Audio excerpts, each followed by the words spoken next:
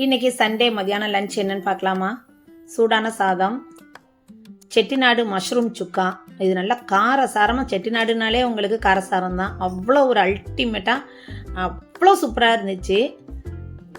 நான் சைட் டிஷ்ஷாக தான் இது பண்ணினேன். ரசத்துக்கு சைட் டிஷ்ஷாக பண்ணேன். சாதத்துலேயும் போட்டு சாப்பிட்டோம். அவ்வளோ ஒரு சூப்பராக இருந்துச்சு. நல்ல காரசாரமாக இருந்துச்சு. அது மஷ்ரூம் சுக்கா நாளைக்கு நான் வீடியோ அப்லோட் பண்ணுறேன் பாருங்கள்.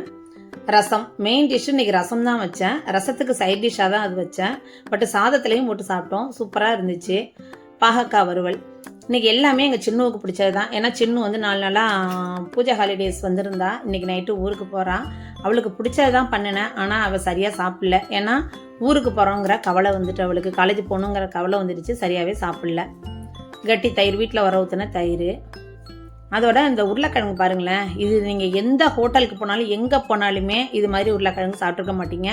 மிளகாத்தூள் போடாமல் வெள்ளை உருளைக்கிழங்கு. இது எங்கள் வீட்டில் மட்டும்தான் ஸ்பெஷல்னு நான் நினைக்கிறேன். ஏன்னா இது வரைக்கும் நானுமே எங்கேயுமே இது சாப்பிட்டது கிடையாது. இது எங்கள் அத்தை மட்டும்தான் செஞ்சு எனக்கு சொல்லி கொடுத்த டிஷ் இது.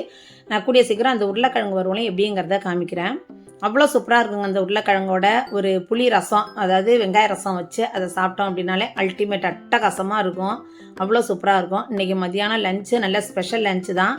பட் எங்கள் சின்ன சரியாக சாப்பிடலாதான் எனக்கு கவலையாக இருந்துச்சு.